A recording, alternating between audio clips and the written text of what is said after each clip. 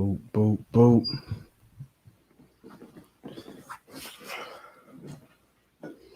Yes, sir. Back again. Yep. Make sure everything A1. Boom, boom, Mike. Boom, boom. We good. Back again, another episode. Man to Man Pod Overreaction Monday. Week 17. Last one from the regular season. Heading to these playoffs. Yes, sir. Yours truly, one half of the Man to Man Pod, Darius Butler. Got my co-host AB. What it do? Let's jump right into this thing, man. Everything sold up. Playoff Yeah. matchups are set. Got all our division winners, man. Any surprises coming out of yesterday? Man, I think the one surprise, man, I had the Giants, man. I had the Giants winning the NFC East, obviously with Philly dropping that ball, man. The Washington football team, obviously, got the nod, got the number 4 seed. So, other than that, man, I think everything else was kind of played out how I kind of figured. I thought it would play out. You know what I mean? Yeah. So, how about you?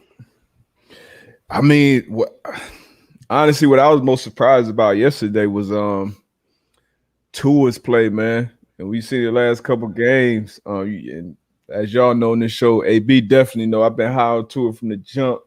Was excited about him getting a shot.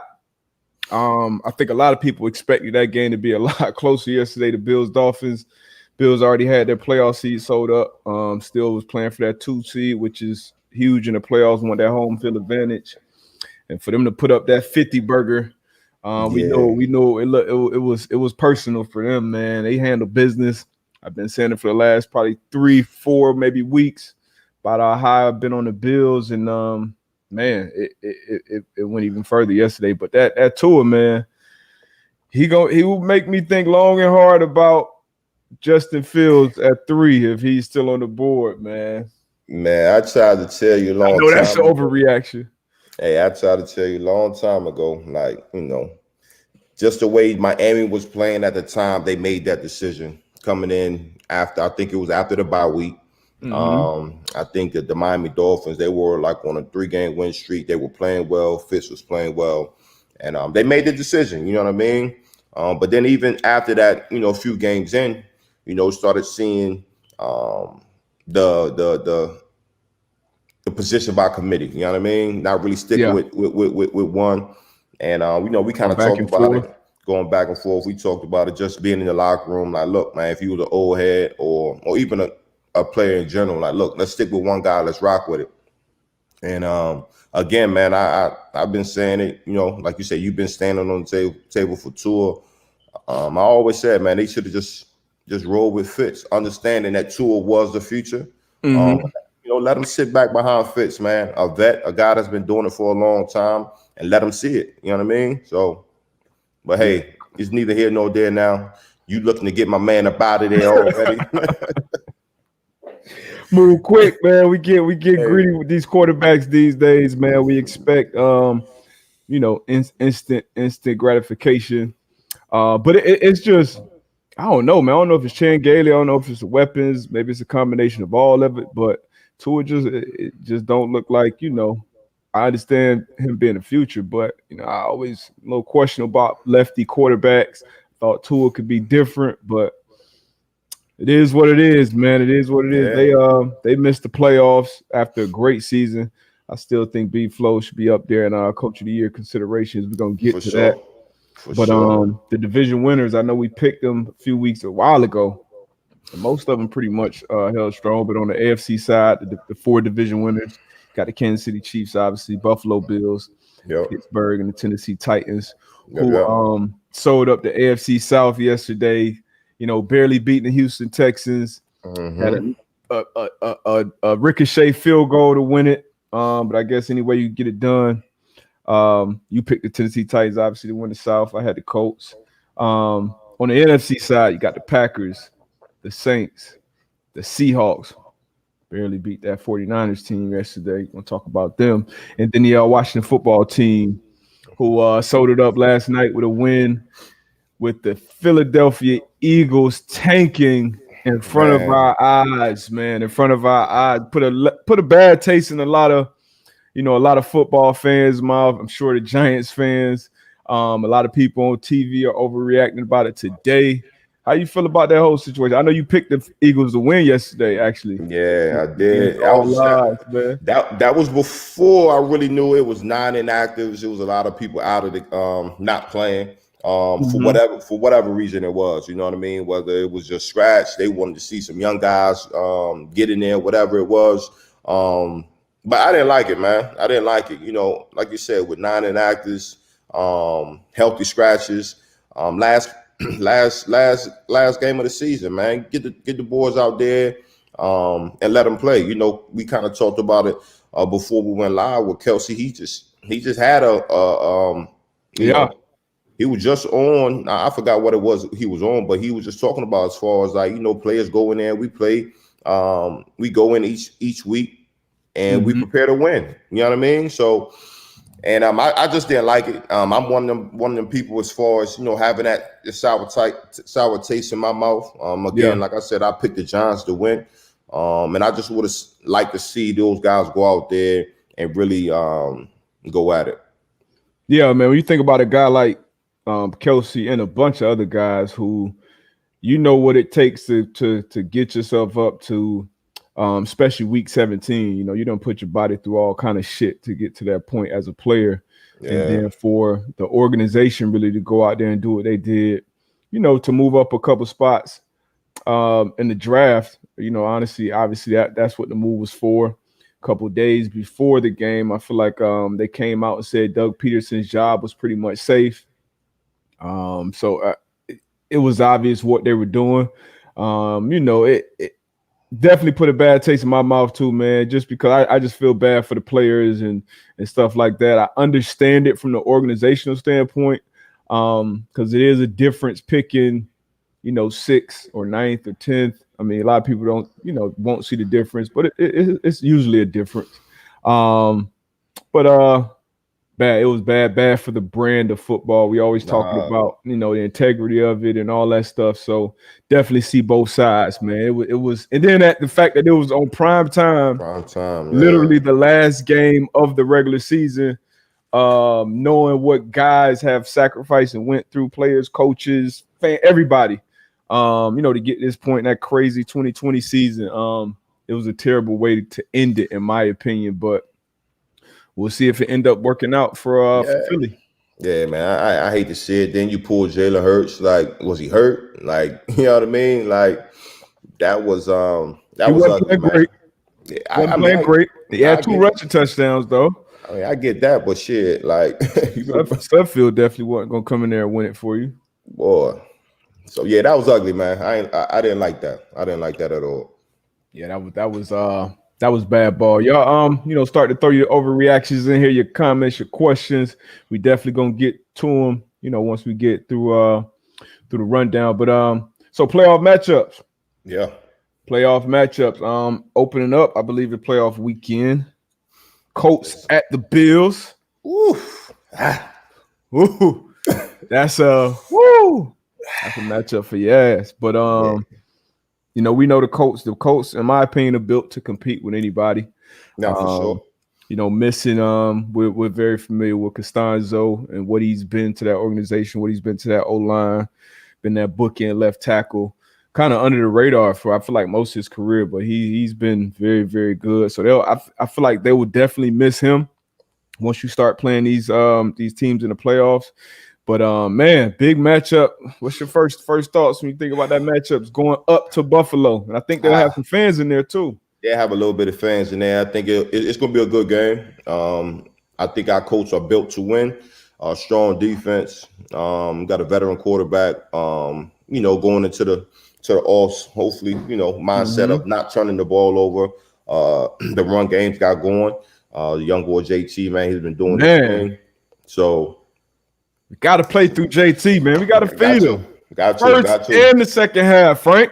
Yeah, so I feel as though the Colts are built. The Colts are built to win, but the Bills are hot right now. They hot right now, very, man. Very hot. They they got that swag, man. And when you go into the playoffs with that confidence, that does wonders for you and your team. So it's gonna be tough to say, but if I gotta call it right now, man, I gotta go with the Bills, man.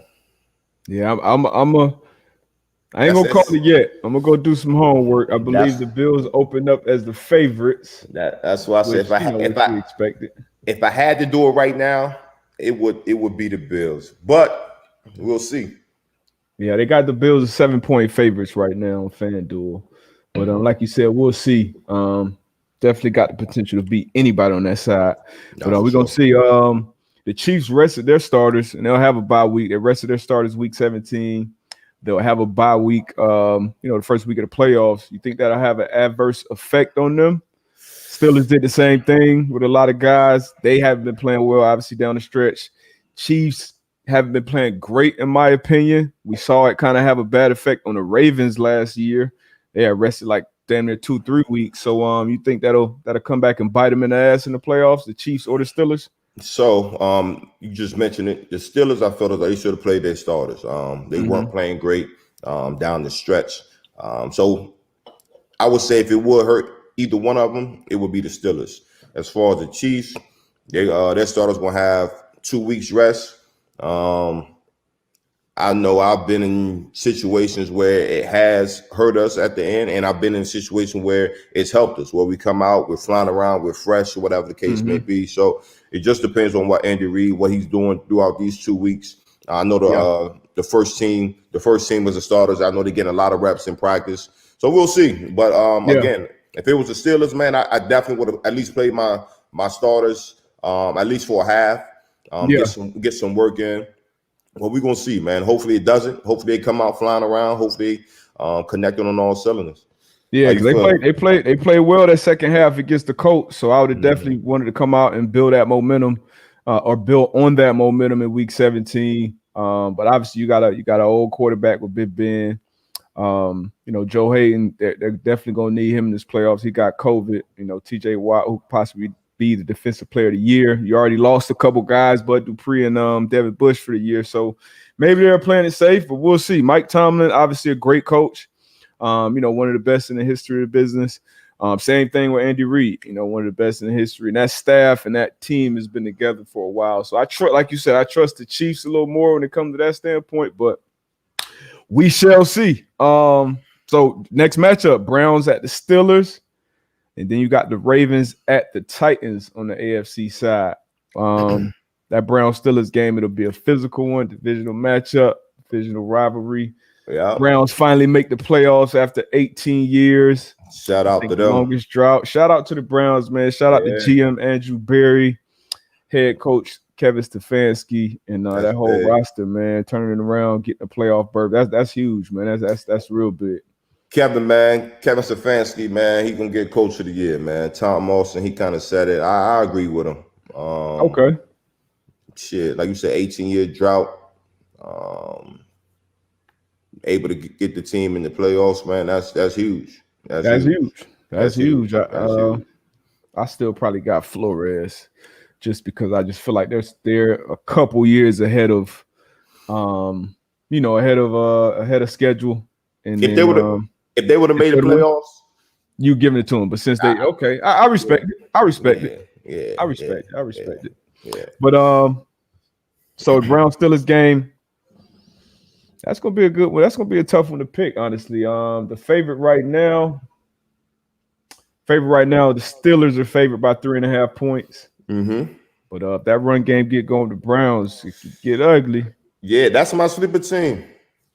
It could get ugly. That's your sleeper team on the AFC side? On the AFC, well, shit, I got two. But I got them and Baltimore. But I definitely feel as though if I had to pick a sleeper, it would definitely be the Cleveland Browns. Again, like you said, as far as that run attack, that running game, man. We all know December, January football. If you got a good run game, you got a solid defense, man. That's the formula of winning. Control the clock, keep the opposing offense off the field. And with the two guys that they got there that Baker Mayfield handing the ball off to, man, that's as we say, a two-headed monster that you don't want to see, man. So if we talking about sleepers, Cleveland is my sleeper team. Again, like you just said, it's going to be a physical matchup between them and Pittsburgh Steelers, man. I can't wait to see it. All right, so you got a favorite in the sleeper from each side. So your favorite, I'm assuming you sticking with the Chiefs on the AFC side. Yep. And then your sleeper is the Browns. Yeah, I'm gonna go with the Browns. All right, so my favorite right now, the Bills on the AFC side. I'm gonna stick with them, even though I want my Colts to win this weekend. Yep. I'm gonna stick with the Bills as my favorite, and then my sleeper on that side will be the Ravens. Man, AFC North got 3 teams in the playoffs. I don't know when the last time that division has done that, if ever. But Ravens is a scary team to play right now, going to the playoffs with how that offense is playing, defense as well. So that's my favorite Bills sleeper, the Ravens on that side. Let's jump to this this NFC. NFC, let's do it. NFC, what match? Okay, so we got the Bears at the Saints. I'm gonna take this. Packers 1 seed. You got the Bears at the Saints. You got the Rams at the Seahawks. And you got the Bucks at the Washington Football Team. Yeah. So on this side, I need your favorite and your sleepers, man. My favorite. I'm gonna go with the Packers. I'm gonna go with the Packers. Then my sleeper, I'm gonna go with the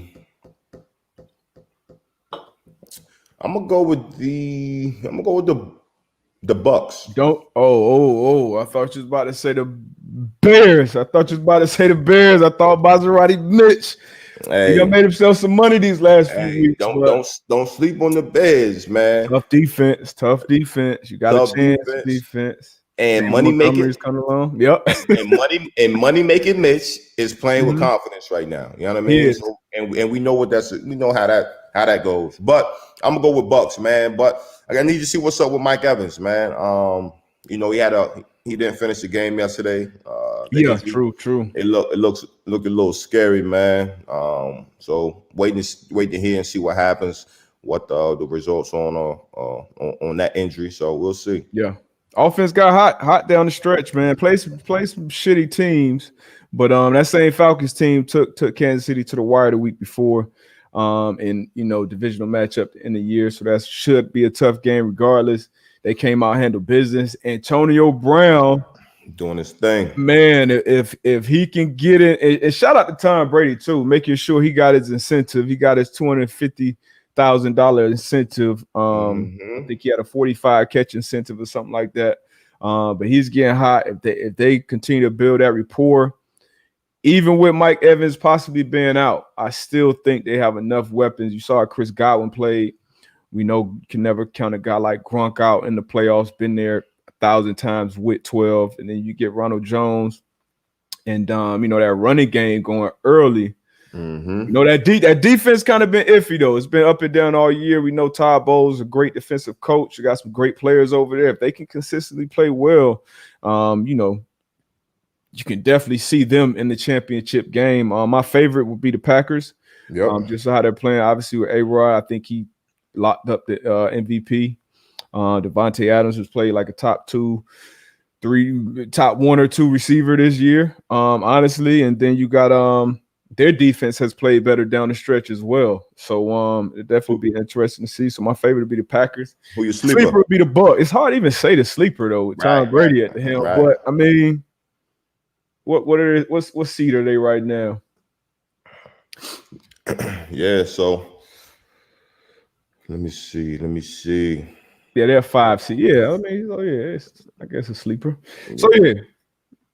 So yeah, Bears at Saints. I'm taking the Saints in that one. Rams Seahawks. I'm taking the Seahawks. They still got little Doug Flutie back there, investment banker. Cause that Rams defense tough though. Rams ball yesterday, obviously. 9-9 up front. They got some ballers on that defense that can win a ball game for them. And the Seahawks offense has not been hot at all. Then we got to see what Jamal Adams. What's up with Jamal Adams? He was banged up his shoulder yesterday too. He's a huge impact player on that defense. I'm gonna let you know now. Watching football team with that AC sprain, that's gonna be rough, brother. That's what it is? I think so. I think that's what it said. But you got experience with that. Is that when your shoulder? That's when your joint kind of Ooh, yeah. So I got I had an AC sprain my rookie year against the Philadelphia Eagles, and I missed 3 games. Try to come back in the 4th. Freddie T and Maurice Jones, you won't have that. So that if it is, that's not the game to come back. Nah, it's not. And then just his style of play where he's 95% of the time in the box. That's going to be tough. So that's definitely one of them games where I know he's not going to miss, just the type of player that he is, the energy that he brings to that defense. But shit, that's one of them things. You got to get that needle in that ball. I'm about to say that. How much does that help? How much does that injection help? The Toradol, all that. After 1 week, I don't know how much is going to work, because you got to. I missed 3 games, and I thought I missed 3 weeks, almost a month. Thought I was ready and came back. Just needed 1 more week, as far as I had got the injection. I got 2 injections. I got one before the game and during the game, and then I obviously had that little donut pad underneath my shoulder pad. So I'm not wishing that on him, but if it is an AC sprain and how bad that AC sprain is, if it is an AC sprain, man, that's gonna be tough to come back from. That's gonna be tough in a week. And you missed 3. You said 4 weeks your rookie year, and then you went a long stretch without missing a game. So was that after that? How many? How long did you go before you missed another game? So it was my it was after my second year. So my second year, I sprained my PCL as well. But after that my second season, that's when my stretch hit. What was that, like a 10-year stretch? 11? What was that? It was something crazy. Yeah, it was probably like a 10-year. Bro, don't try to act like you don't know, bro. How many games was it? you know exactly how. Yeah, it was 129 straight. Because I remember coming up when we were teammates, and they was like, because I remember I heard it. Because I'm like, damn, like you had played. Yeah, that was what was the number, man? I know you know. It was over 100. I don't. It was like 100. It was I'm not sure the exact number, but I know the stretch ended was my second year in San Fran. San Fran, yeah. Yeah, man. So some good matchups. Bears, Saints, Rams, Seahawks, Bucks football team. That football team front four is ugly. Chase Young already said, "Hey, Tom Brady, I want you." How you feel about that? You like that? I love it. Love it or you hate it? Okay. I love it. I love it, man. Rookie or not, you know what I'm saying? Like that's gonna give your he'll lead on that defense right now. It's gonna give your team, your defense some confidence. Like, I don't care who you is, like, we coming to get you. You know what I mean? So I like it. Now, obviously, he got to back it up. Got to back that shit up, which he has all season. He's played it, and then even watching the we were both kind of watching the game in on Clubhouse at the same time, but watching the game, just seeing it. Like you see the leadership already at this early point in his career on the sidelines, on the field. So I love it, man. I love it. And at the end of the day, like you said, his play backs it up. So he can at this point, you ain't talk your shit. Your shit. So I love it, man. And on the flip side of that, I've been 12's teammate. None of that shit goes unheard or unseen. He is an absolute assassin, especially when this playoff comes. So definitely gonna be some extra motivation. Not that Brady needs it, but gonna be a good game. Good game to watch, man. Good game to watch. A great game. Great game. Shit, I've been on the other side too when talking shit to 12, and I'm like, damn, I didn't know this boy had this in him. You know what I'm saying? Like, bro, I'm telling you, bro, we done went to games and somebody be talking and. Because Belichick, he would bring all that shit up in team meetings. Hey, this is what so-and-so said. This is what this coach, this player said. This is what they're writing about. And, that bulletin board material, that's a real thing. And it's just extra motivation. But we done been up 30, 35 in the fourth quarter. So he go score a touchdown. Yeah. I'll be like, ooh. I've been on both sides as a teammate and an opponent. So we can get ugly. But I'm excited about it, man. But Let's get to these season awards, man. Yeah, let's do it. Let's do it. Award, our picks, the man-to-man picks for these end of the season, awards. Y'all start with MVP. Y'all heard it here first. Go ahead. I think we both got the same MVP. Yeah. So who y'all got? I mean, we both got Aaron Rodgers. I know Patrick Mahomes in the conversation. Yeah. Josh Allen is in the conversation for a lot of people. We both settled on Aaron Rodgers. That was Aaron Rodgers. Yep. Yeah, that was a pretty. He's had a ridiculous season. Numbers, completion, touchdowns, and we know he don't throw interceptions. We talked about that earlier this year. Yeah. So obviously wins number one seed on the NFC side. So that's our MVP. Yep. Now where it gets difficult. Not for me. Offensive player of the year. Not for you. Nah. AB guy. Who's your offensive player of the year? Man, 2K. Man, y'all was one of my DH2K. I think it was 3 weeks ago. He had 2 games left, and I said that was one of my overreactions that he would hit the 2K mark, man. So I think he's one of only 8 to ever do it in NFL history. He's the 8th, yep. So that's my offensive MVP right there. Josh Allen, man, hell of a season. Patrick Mahomes, hell of a season. Travis Kelce, a tight end record. I mean, Devontae Adams, but I'm with you. Stephon Diggs. I'm with you on that. I'm with you on that offensive player of the year, though. Anytime you crack 2K, like you said, we had Kelce will be Kelce. That's tough. It's tough.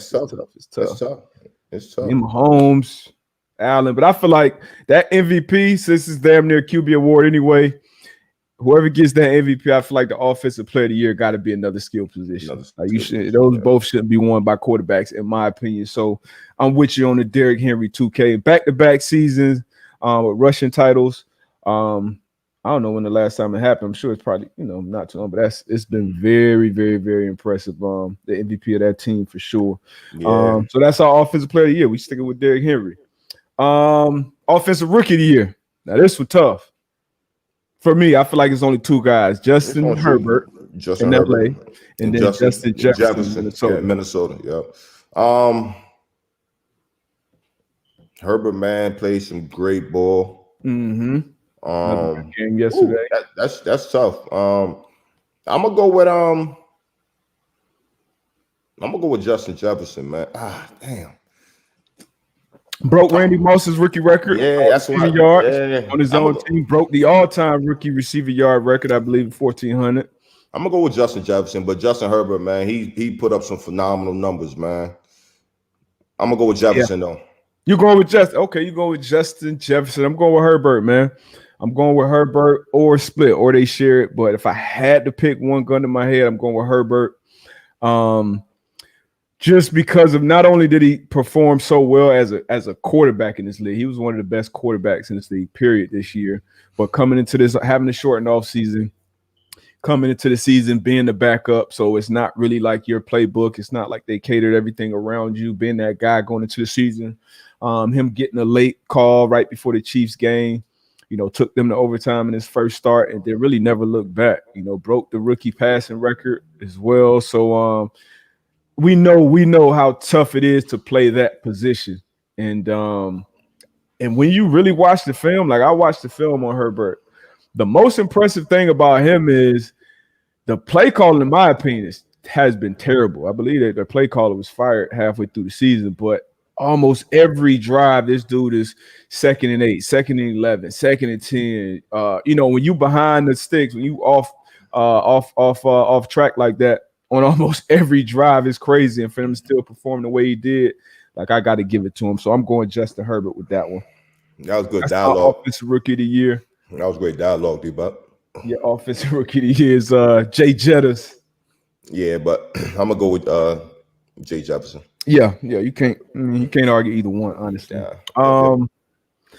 Is that all for the offensive joints? All right, we got now we go with defense. Defensive player of the year. Mine is X Howard, DB, rocking with the DB. Xavier Howard, that's me. Got his 10th pick yesterday. First guy to do it since Cromartie back in 2007. J.C. Jackson had 9. He almost got that 10.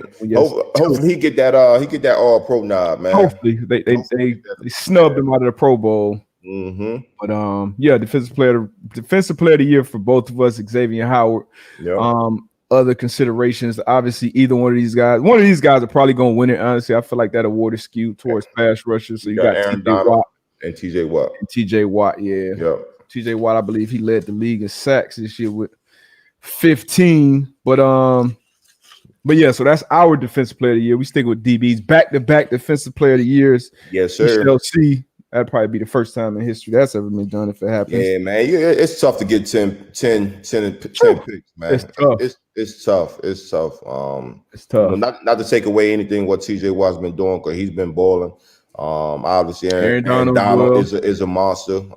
But to be able to get 10 picks, that's extremely tough. Extremely. Yeah. Next one, defensive rookie of the year. You just talked about one of them, 9-9, number 2 overall pick. That's your guy. That's my guy.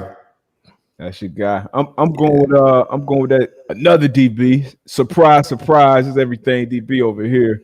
I'm going with Chin, man. Jeremy Chin. Mm-hmm. Man, he's second rounder. You know, people expect him to be a good player.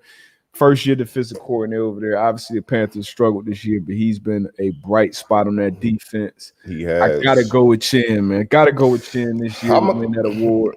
I'm gonna give Chase Young, man. Just because he's all over the field. Not saying Chin isn't, because he's been doing. Chin all over the field. He is, but Chase Young is too, and he just helped take his team to the offs. You know what I mean? That speaks a lot about the impact. The players are having on their team, being able to extend their season.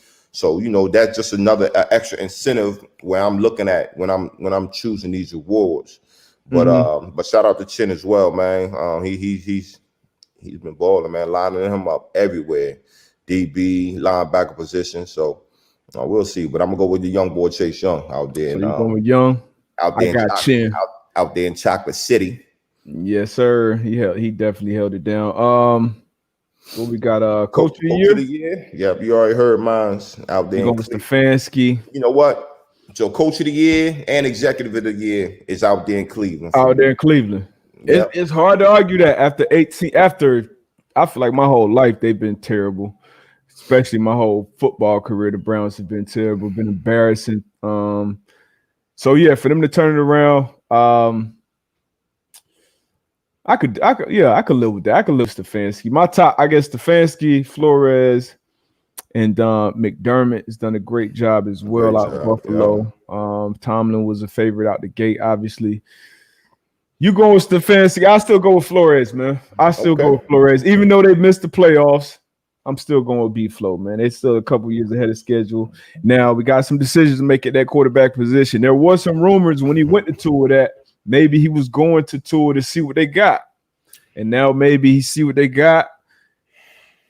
And maybe he felt like me right now. So if Justin Fields on that board, we got to have a conversation, Mr. Greer. Man, damn. Y'all tough. Y'all tough. Yeah. This is where we got to develop our players. You know what I'm saying? As a GM, as my GM, D-Butt. You know what I mean? I can't. Maybe we just get Chan Gailey out of there. Maybe, listen to me though. Listen to this right here. As my GM, right? I'm owning the team. I'm like, yo, I know who my GM is. There's Butler. We're gonna do the little bullshit interview process, but you already know what it is. You're already my GM, right? So we're gonna do it like them, okay? Yeah, exactly. You already know that. You know the vibes. So I can't have my GM coming to me every year like, look, man, quarterback we got last year ain't it, man, but we got this number 3 pick. If we got a top 5 pick, that quarterback conversation is always on the table, unless we got our guy that we know is our guy. And honestly, if I'm your GM, you know how I feel about lefties at the quarterback position. Even though I was high on Tua, you was high on Tua. I'm just saying I wasn't high on them taking them top 5. I got to search up my old tweets, dig them up, but I wasn't high on taking them top 5. The last dominant left-handed quarterback we've had, I forgot somebody. Anybody throw a comment in here? I would say Steve Young. Brunell was decent, Mike Vick was obviously good. I don't feel like he was dominant, and he also ran a 4.2. But yeah, so I wouldn't have gambled on the tour coming from Bama, all that. I wouldn't have gambled. So we wouldn't even be in this situation. I'm just saying, because I mean, if we having too many top 5 picks, your ass out there anyway. But, nah, they were what 10-6 this year with a top 5 pick. I'm just saying, got some picks, man. They got some picks, but yeah, yeah, man, yeah. So what's true? Coach of the year. Coach of the year. We know who executive of the year is. So you went to fancy. I could rock with that. And the executive of the year, Andrew Berry. Yeah. We both spent time with him in Indy. Great guy. Smart dude. Made some moves this offseason. Paid Kareem Hunt right before the season. Signed a couple tackles, drafted a tackle, signed another one from Tennessee. They got the right coach in there. I think Stefanski might have been hired before. I'm not sure, but ran that organization well, man, all year. So moving in the right direction. So facts. Shout out to Andrew Berry, man. Yeah. Any other awards? Anything else you missed? Comeback player. You already know that's hands down Alex Smith, man. As soon as he took a snap. Yeah. Not even snap, man. He put on a uniform. Like, I didn't even think that was gonna happen. I thought it was long gone for him as far as career wise. So to see him even come back, dress up, like you said, take a snap, but then play well. Breaking news. Talk to me. Breaking news. Chargers fire Anthony Lynn. Man, when you had that comment, a lot of time when you hear, we heard it yesterday that he had a meeting. Whenever a black man got to meet with the boss, most of the times it ain't good. Okay, but hey, we talked about Anthony Lynn at length on this show, and I'm so high on Justin Herbert. It's just a travesty that they won. That they didn't win a lot, at least 4 or 5 more games than they won this year, more than they won this year with the way Herbert and some of those other players played. Had some very, very questionable decisions, clock management wise, end of the game wise, and I told you the play calling I feel like was terrible. I thought maybe he would save his job because of all the other firings that's going on, and I wasn't gonna stand on the table to have the guy fired, but him being fired, I can definitely see why. So no surprises there, huh? Not shocked. We've been talking about this, and I told you if I'm the owner or the GM in that organization, I would have probably made the same choice, honestly. And I feel like he won me over with his personality and all that on Hard Knocks, but we know it's a production business, and I think he underachieved. I think he definitely underachieved this year. So not surprised by that, but that's a great. So that's a great spot, though. That's a great spot, right? So going into that, right? So you got the Chargers and Herbert, right? Yep. You got Houston and D. Watson. So you have a Jets opening, and we got to figure out what they're going to do at that quarterback position, whether Sam Darnold going forward or somebody else. What openings you like if you're a head coach? Like, where you want to go? If I'm a head coach, damn. I would say probably the Jaguars. Jaguars got a lot of picks. They got 11 picks. They got a ton of money, ton of cap space. They got like 100 million. Yeah, 100 million. You got the number 1 overall pick, which we all assume would be Trevor Lawrence. So I would say and it's Florida. You know what I mean? So you out there, you're not too far from the water. You got, no income tax. Like, so I would say Florida would be at the top of my list. Probably Houston after that, even though they're terrible, cap wise. Or maybe not. You know what? Maybe the Chargers now. Honestly, with Justin Herbert, because his very, very bullish on that young kid. So maybe the Chargers, and then you got the Texans. You got Deshaun Watson locked up already. So yeah, I mean, those will probably be my top 3: Jaguars, Chargers, Texans. Rohan. All 3 of those places you'll have your quarterback of the future. So, those would be my top 3. Rohan, I like that. Caldwell to the Chargers. Jim Caldwell to the Chargers. I like that. He's had his hands on a lot of good quarterbacks as well. You know what I mean? And you got my guy Pep Hamilton over there. Shout out to Pep, Howard alum. Man, did a phenomenal job this year with Justin Herbert, man. That's why coaching matters, man. Coaching matters. So shout out to Pep, man. Man, I gotta get Pep on the show, man. Got to. You gotta get Pep on the show. But got to. I like that. I like that with Coach Caldwell. I love that. Yeah. Damn, yeah, it's Black Monday, man. So you got Doug Marrone, he got fired in Jacksonville. Adam Gase fired in New York. Anthony Lynn fired in LA. And we talked about the other jobs that are open. Detroit. You got Detroit. I reached out to somebody I know in Jacksonville too. I told him I gotta holler at somebody because I'll take that. I'll get in that front office. That ain't too far from the crib. I can do that. Yeah, you can make that maneuver. You can make that work. Yeah, a lot of money to work with, a lot of picks to work with. So I like it, man. I like it. So we talking about all these openings and coaching vacancies and things of that nature. Let's talk about some players that might be on the move as well. Came out not too long ago which said the New England Patriots and Cam might part ways. I'm not surprised about that. Not surprised at all. Not surprised about that. I think both of us wanted to see him succeed up there, but it just hasn't worked in his favor for numerous amount of reasons. No weapons, COVID, 8 to 9 players on the defense side of the ball opted out. So it just didn't work out. I think he'll definitely move somewhere, become a backup quarterback, and make it work that way. Also, Julio Jones, some little talk out there that he might be out of there. Where you think be a perfect fit or a good fit for Julio to go? Man, I mean, anywhere. Julio is one of those guys who can fit into any system. I think if we can get him, Indy will always be the first place I think about. But if you get Indy, if you get him in Indy, especially you make a decision with that quarterback, if it's going to be Stafford, if it's going to be Wentz, who I think it'll be, who I've been talking about for over a month now. If you can get a quarterback and then another dynamic receiver, I still think Julio got a few years left. No, for sure. In his prime. He's been in Atlanta so long. I saw him, we talked about him on the show too. Saw him potentially being like a lifer, kind of like how Larry has been out there at AZ.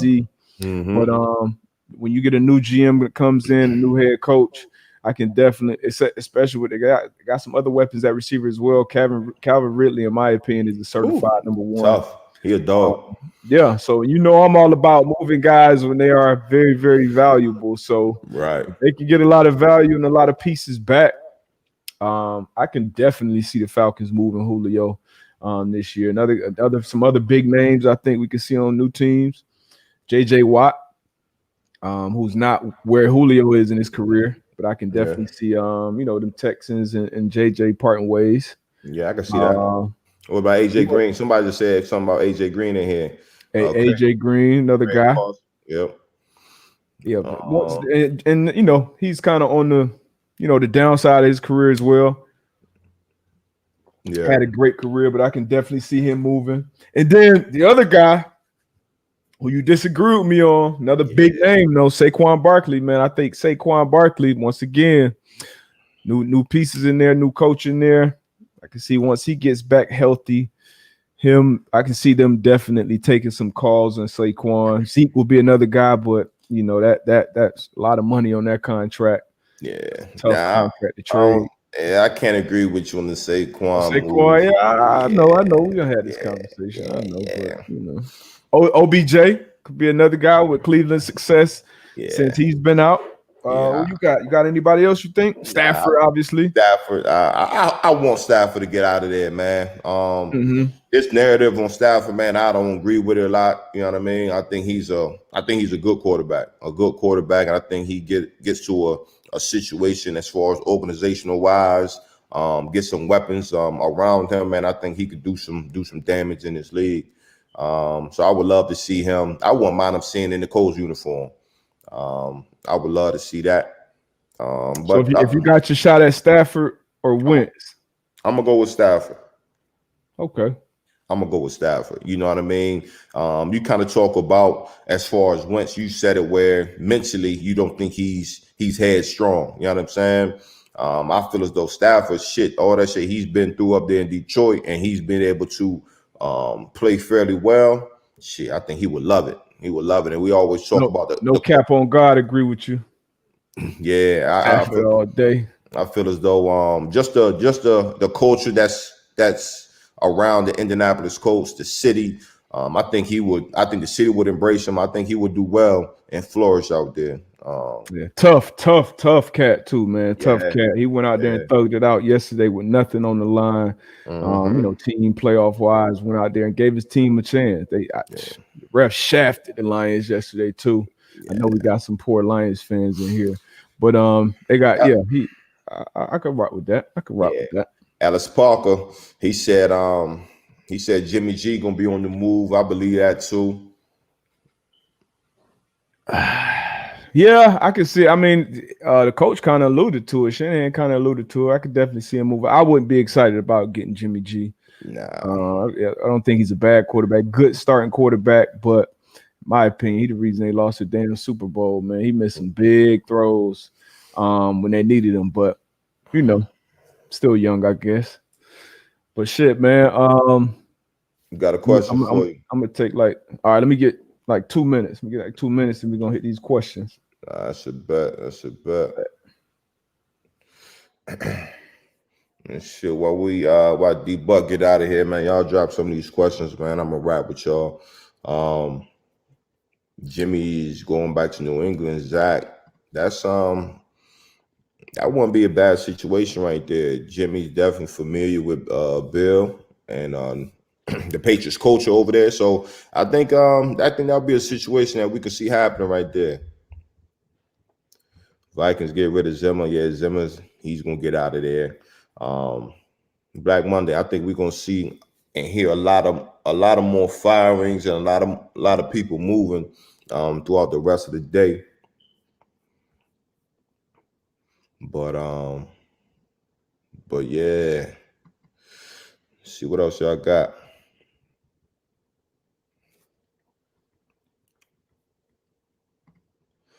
Thomas. Ooh. Shit, just bring Julio on, man, and have him a line opposite of T.Y. I think that would be dope. And if Phillip is gone, get you a quarterback. I think that's what you need right there. Shit, you got your two go-to receivers, run game with the young boy JT. You can make some stuff happen with that.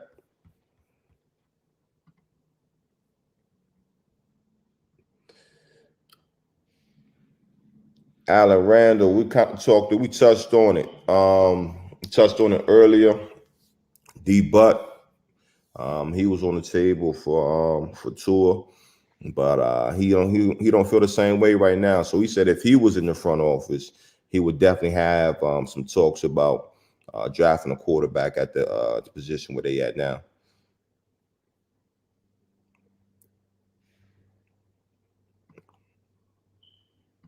Chuck Cecil. Nah, wow, what's up? I'm gonna check him out. I'm gonna write him down. I'm gonna check him out. Chuck Cecil.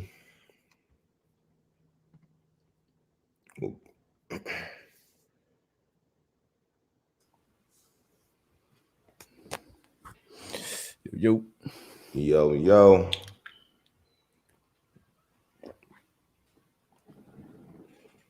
Do the Colts re-sign T.Y.? I think so. You think so? I think so. T.Y. gonna want that bag. Yeah. I mean, I think it's gonna have to be a compromise. I think T.Y. he gotta. This is the part as of the business as a player. You gotta kind of, kind of maneuver, right? So for me, it's like T.Y. is probably going into his it's like a 9th year, 8th year, 9th year. He got drafted in 2012, so I think it might be 9.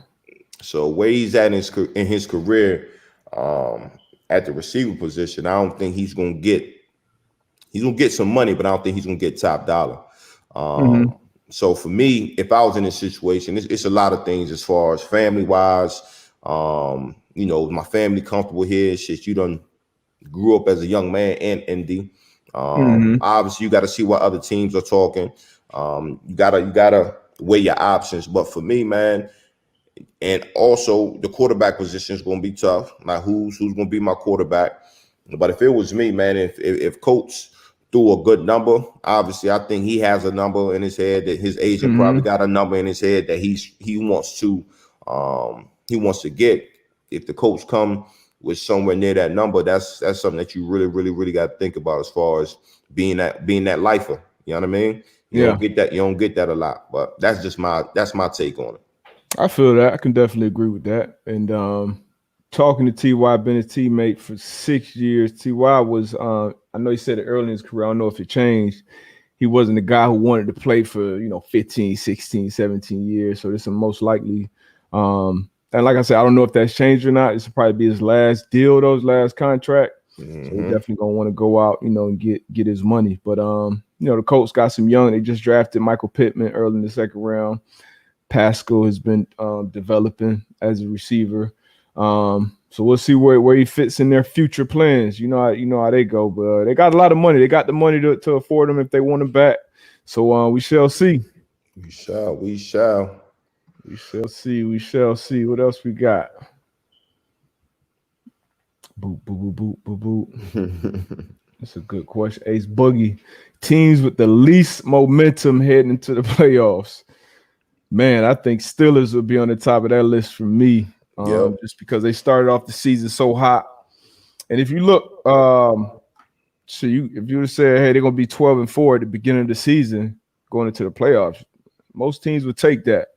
But after you come out the gate 11-0, you end up 12-4, and you rest your starters in week 17, they will have to be at the top of my list for least momentum going into the playoffs. What about you, AB? No, I agree, and I definitely would say the Pittsburgh Steelers for the same reason you just explained. So, yeah. What about on the NFC side? Yeah.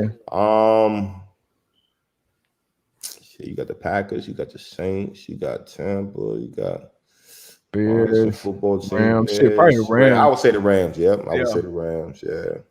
Rams. You lost your quarterback. He just had surgery. His thumb was dislocated and broken. So that's for a quarterback, DB linebacker, D lineman, maybe you can come back and play through that. Quarterback, that thumb, man, that's everything. So we got to go with the Rams, even though they got an ugly win yesterday over the Cardinals. I would say the Rams would be the team with the least momentum on the NFC side going into the playoffs. Hey, I got something for you, though. Let's just do our all-pro defensive backfield. Oh, shit. Let's do our all-pro defensive backfield. That's tough. It is. So I'm going to go on the corners.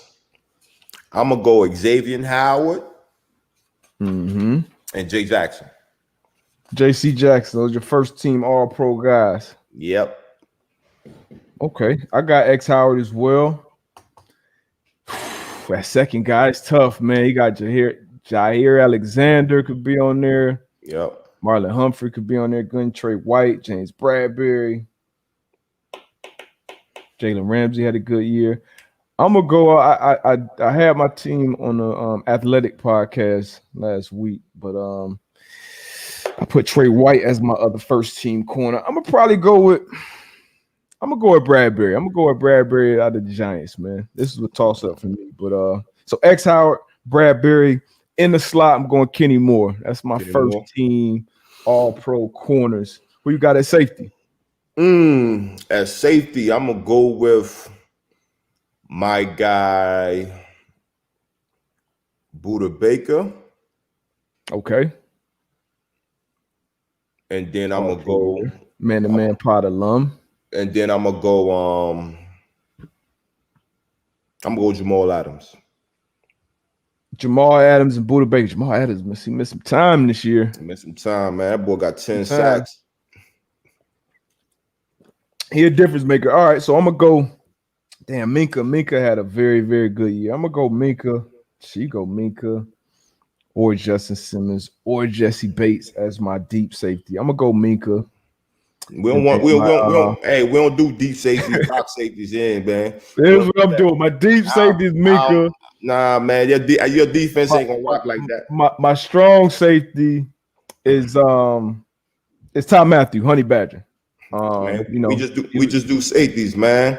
Hey, well, those are my two safeties, Minka and the Badger. We just do safeties, man. I don't like deep safeties and box safeties, man. We just do safeties.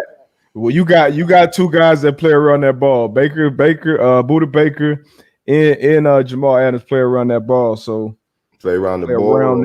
They play around that box. Pause. Yeah. But yeah, so that's our guys. I like it. That's our guys, man. But yeah, we'll be back. Well, Wednesday. Drop an episode Wednesday, man.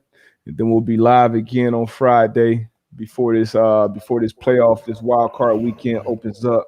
Yes, sir. I'll be on Pat McAfee's show today for his Overreaction Monday at 12:25. So about 25 minutes. Check me out over there. And what else you got for the people, AB? Man, that's it, man. So we out here living, man. Happy New Year's to everybody.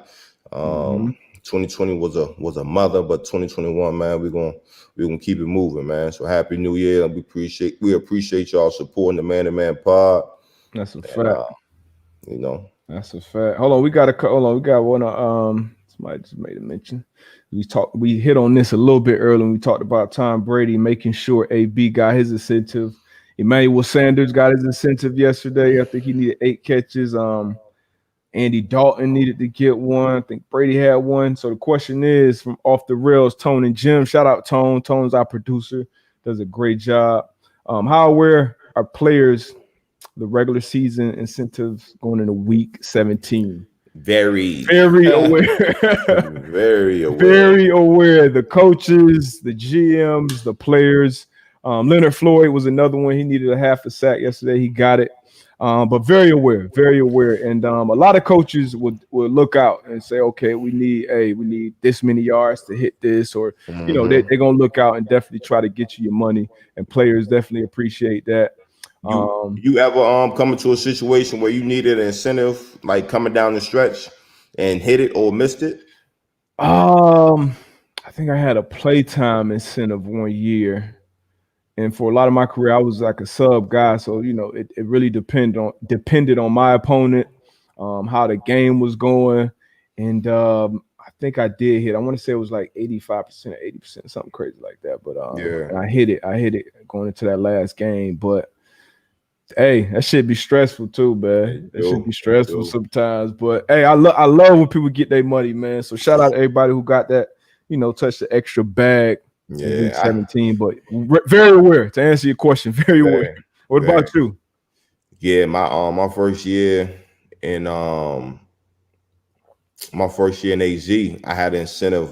5 picks would give me $250,000. Going into the second last game of the season, I had 3 of them things, and playing the Giants, and I end up getting 2.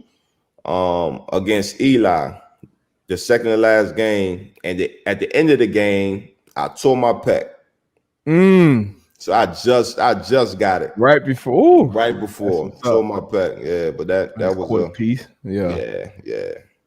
Came through, man. But yeah, Zachary, I agree with you. 2020 gave us the Man-to-Man Pod.